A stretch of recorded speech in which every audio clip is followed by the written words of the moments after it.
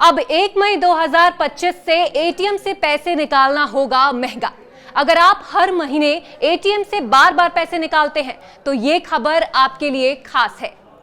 दरअसल भारतीय reserve bank ने एक बड़ा फैसला लिया है, जिसके तहत 1 मई 2025 से एटीएम विड्रॉल चार्ज में बढ़ोतरी होने जा रही है।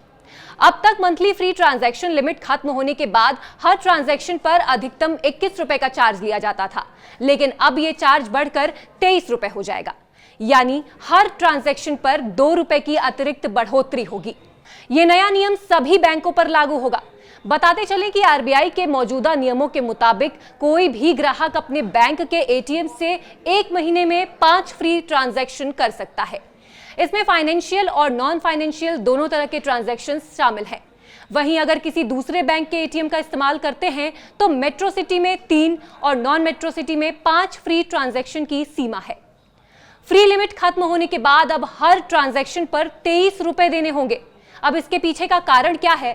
तो बैंकों का कहना है कि एटीएम चलाने में कई तरह के खर्च आते हैं, जैसे मेंटेनेंस, सिक्योरिटी और तकनीकी सपोर्ट।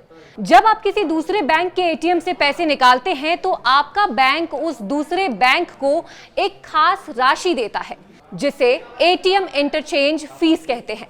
अब एग्जाम्पल के तौर के लिए, अगर आप स्टेट बैंक ऑफ इंडिया के ग्राहक हैं और पंजाब नेशनल बैंक के एटीएम से पैसे निकालते हैं तो एसबीआई पीएनबी को उसकी सर्विस के लिए भुगतान करता है।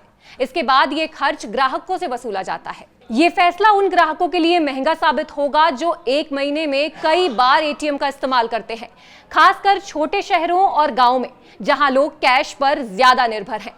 वहां ये बढ़ोतरी जेब पर असर डाल सकती है।